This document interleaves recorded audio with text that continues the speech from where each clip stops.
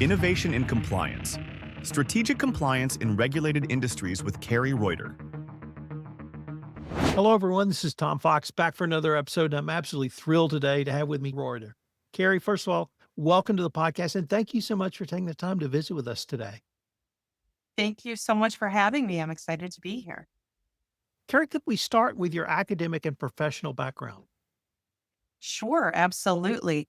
I went to undergrad at Villanova. I went to law school here at Chicago Kent and have a long history of actually being a volleyball player. So I was very lucky enough to play for a fantastic program here in Illinois and went on to play at Villanova. So I do have quite a bit of background in collaboration, which we'll touch quite a bit on at the end of the day. But it's one of those things that so much of who you are as a professional is defined well before you step into an office and before you've hit your professional career. I was very lucky. Went downstate, played in front of 300 people briefly for 1 week. I believe we were ranked number one in the nation. So very appreciative of the coaching I've received, both professionally and in the athletic arena. From there, I was at a Fortune 100 or Fortune 500 company for 12 years. I was lucky enough to be in a couple different roles, from a compliance in a brokerage to switching over into litigation extensively, getting a lot of experience in that realm in the insurance industry. Love insurance. And I've been at SageSure Insurance Managers for 2.5 years now, building out the legal department and our compliance program. So it's been wonderful. Could you tell us the business of Sage Search? Sure. So SageSure is very unique. It is an MGA, which is a managing general agency, which is a licensed regulated entity in which works with various carriers. We do underwriting on behalf of the carriers. We do claims administration on behalf of the carriers that we work with, while also being governed by certain licensing regulations. And then we work with sub-producers who work with consumers to get the insurance. Really, our focus is in cat-prone areas where it's really hard to get insurance. And that's what we focus on with our excellent skilled underwriters, and really being there and protecting the most important aspect for Americans, which is their home, their families. So that's what our focus is. And it's wonderful to work at a company really that wants to be there for its customers, wants to be there for its producers and stakeholders. I'm always intrigued when I can talk to, I don't want to say a former athlete because I still work out every day, even if I don't look like it. But you mentioned one of the skills you learned was collaboration. I've worked for myself for 15 years, so it's probably pretty easy to guess I was a long distance runner. And I didn't have a team, I had me. So I learned a lot of lessons around that. But could you tell us a little bit about the skills you learned in volleyball, both at the high school and professional level? If you had a coach, I know you had a coach that meant a lot to you because we all did. But what some of those skills you've been able to bring and actually utilize in your day-to-day work in law, in legal and compliance? Yeah, absolutely. Volleyball's interesting. It's not a contact sport. You're on one side of the net. You have to coordinate with everyone else. And that was my focus for so many years. But really, it was the skills of persevering through hardship, preparation. So in all that collaboration as an umbrella, you had all these underlying pillars, and being a strategic thinker.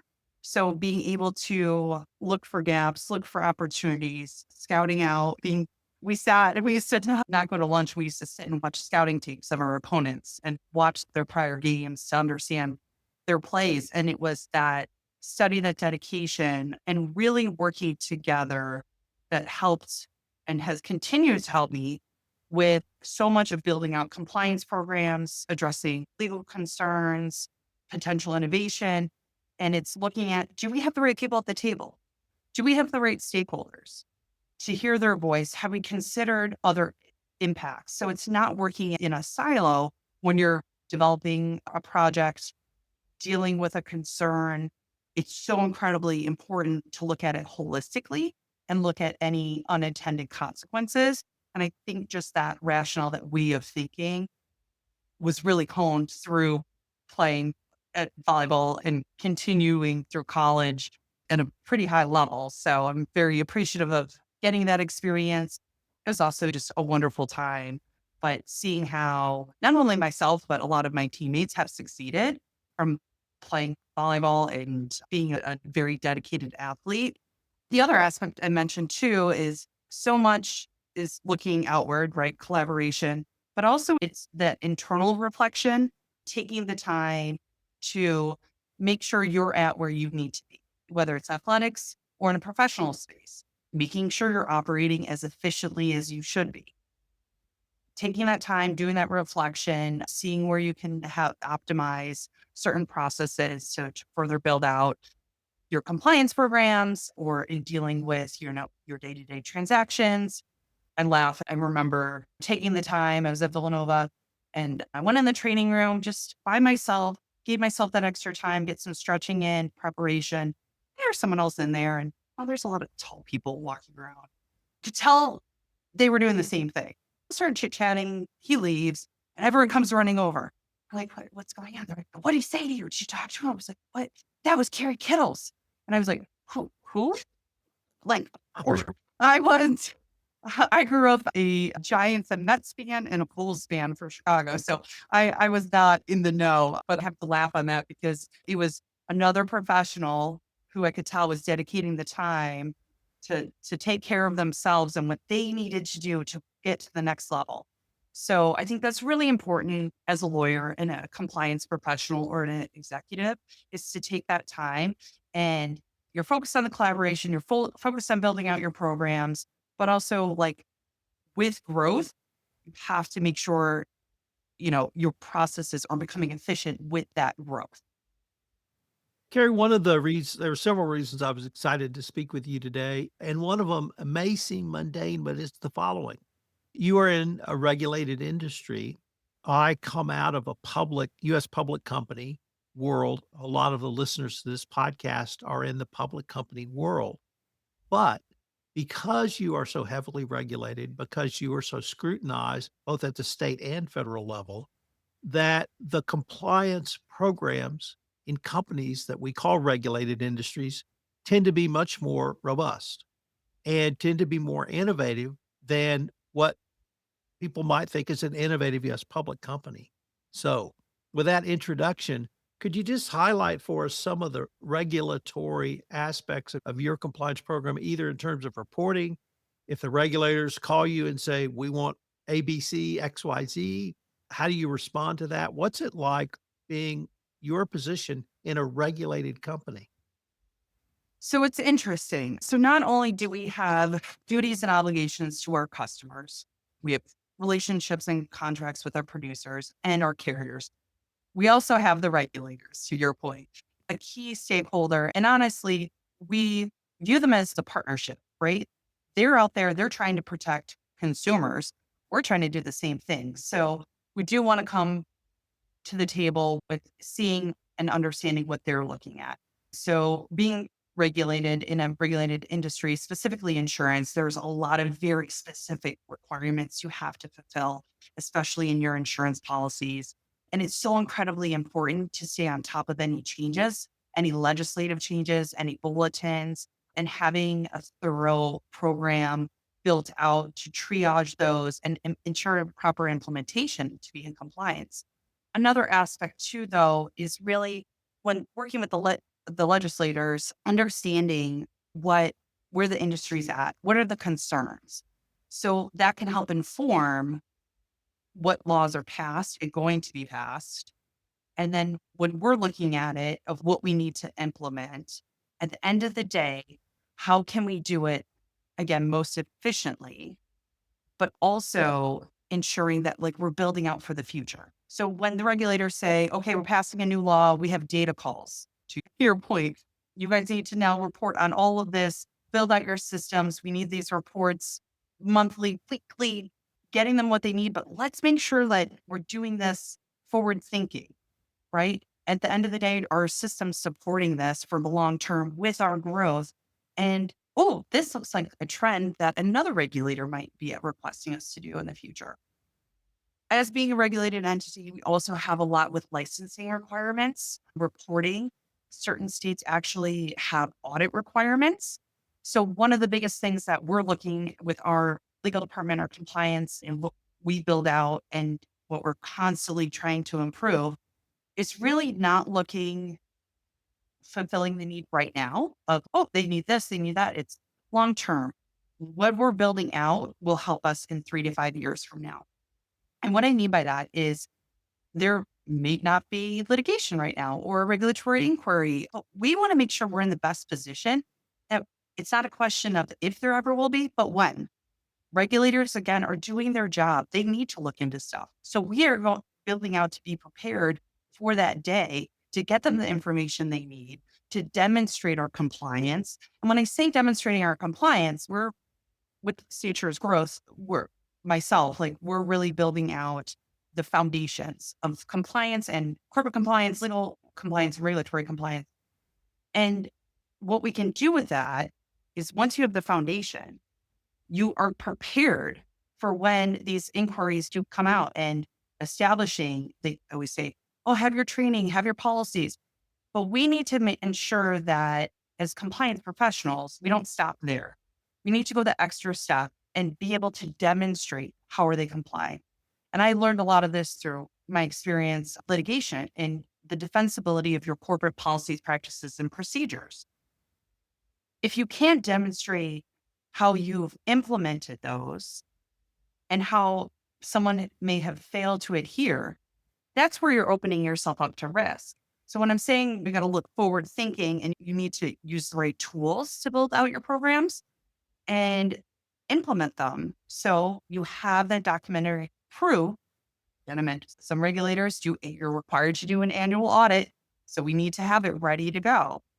And I know some folks don't always think that way. And I would just implore your listeners to really put on a different hat of in 3 years from now, if I'm asked for XYZ, what do I have to provide?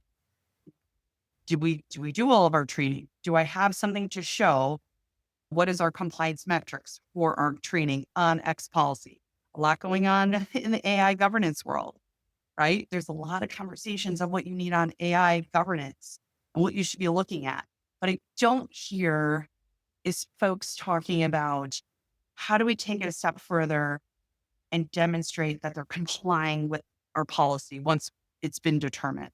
And that's what we got to start talking about now. Because if we don't build it now, 3 to 5 years, when it crops up, we won't be prepared.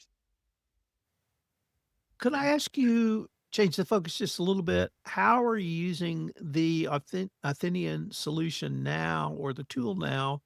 And then I'm going to ask you how you are thinking about it down the road, because that intrigues me almost as much. How are you using the tool now for audit, for documentation, for corporate governance, any way or all of the ways?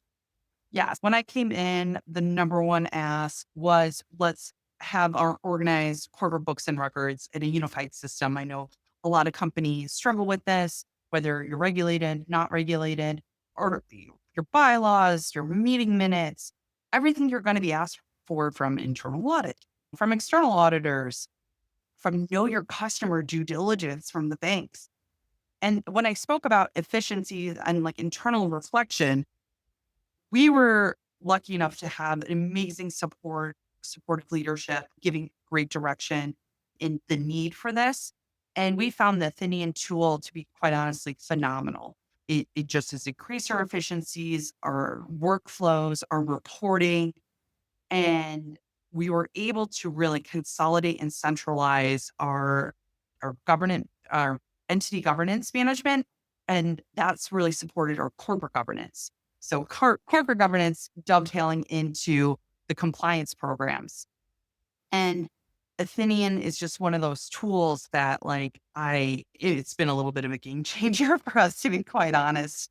It's been fantastic. And looking into the future, being able to further leverage it with our growth, I'm just really looking forward to the small reward of when my team's asked to go do XYZ and we can do it in a snap because we have that efficiency built in and even some automation as well. So we're we're looking forward to continuing to leverage Athennian. Compliance professionals highly recommend it as a tool, especially if you're in the state of growth and in a regulated industry or not. It's one of those things that every company really, you need a minute book. I started as a paralegal preparing meeting minutes and having that organization. It's an electronic meeting minute book that is on the cloud. So it's accessible. There's been some Friday at 7 p.m., someone needs something and I can quickly pull it up within minutes and get them the answer they need. I joke, it actually makes me look really good when you have such a tool that is so efficient that your leaders and everyone really appreciate. One of the reasons I was so intrigued to talk to you was you are really thinking about down the road. You're thinking about where you're going to be, where SageSure is going to be in 2030, and the tools you're going to need. And I want to tie this into your athletic experience because you said something that really struck me, and that was your review of film. And it didn't dawn on me till you said that the following. One of the critical elements of anyone in compliance is curiosity. And when I heard you describe the passion you had around watching film, I said, this woman is incredibly curious. That curiosity brings forward to where we are today in 2025, but you're curious about where we're going to be in the future. And I tell people in compliance, there are a lot of skills you need. You need empathy. You need cool, calm, and collected. You need the ability to hear people. You need to listen. But curiosity is as important to a truly successful compliance officer. And I see and hear that in you. So it's a long-winded introduction of what are you looking at down the road and how can a tool that you have today literally help you plan out where my program is going to be in 5 years? And I love that you picked 2030 because that is a key date for us here at SageSure and where we're looking to go and what we're looking to do. So that is our North Star. And having the right tools and being to leverage them. And not only just off the shelf, one of the great things about Athennian is we've been able to recommend changes to the system and enhancements in which in 6 months, they've not only gone from us recommending them to being vetted, to being built, to being rolled out. So what I am really looking forward to is really partnering with Athennian and seeing where else we can leverage their system to further automate, have greater efficiencies and reporting of workflows. And all of that goes to having accuracy. So at the corporate governance level, our books and records are accurate and we're being efficient in how we're using them. And it gains trust. It increases understanding of entity structure and how you're referring to companies, whether if you're working on a contract or a business deal. It's really important to understand your business model, but also your entity construct. Yes, 5 years from now, there's a lot of current growth. I am a curious person. I love to study. I love to see where the opportunities are. So don't want to get into too specific. I'm still a lawyer, so got confidential information, but more great growth and working with great people. And also we're expanding our involvement in the industry, in the insurance industry, in the corporate compliance legal industry, attending more conferences and things like that. Because I think the more dialogue there is amongst lawyers and in the compliance role, in the compliance realm, it just is bringing it to the forefront. I love the fact now, and I have the support from my leaders, corporate compliance is no longer check the box. It is imperative for just not only to support, but to drive growth. And we're just seeing that more and more. Actually, I see that every single day I log on to or come into the office. Kerri, unfortunately, we are near the end of our time for this episode. But before we leave, I wanted to ask you if our listeners wanted to connect with you on LinkedIn or some other way, would that be an appropriate platform for them to reach out to you? Yes, absolutely. Welcome at it. Kerri, this has just been a delightful podcast recording. I hope we can continue this conversation. Okay. Thank you so much. Compliance Podcast Network. Start your mornings with daily compliance news, quick, sharp updates on the top compliance and ethics stories in under 5 minutes every morning in Compliance Podcast Network. Because compliance never sleeps. Need practical advice fast? Check out Compliance Tip of the Day. One actionable idea to level up your program. Short and sweet. Every day on Compliance Podcast Network. Got 10 minutes? We've got the week's top 10 stories. 10 for 10 brings you the big compliance headlines. Fast, fun, and focused. Every Saturday on Compliance Podcast Network. And don't miss the Sunday Book Review, where compliance meets culture through must-read books and big ideas every Sunday in Compliance Podcast Network. Whether you're in the office, on a walk, or commuting, stay smart, stay ethical, stay tuned. Only on the Compliance Podcast Network. Available wherever you listen to podcasts.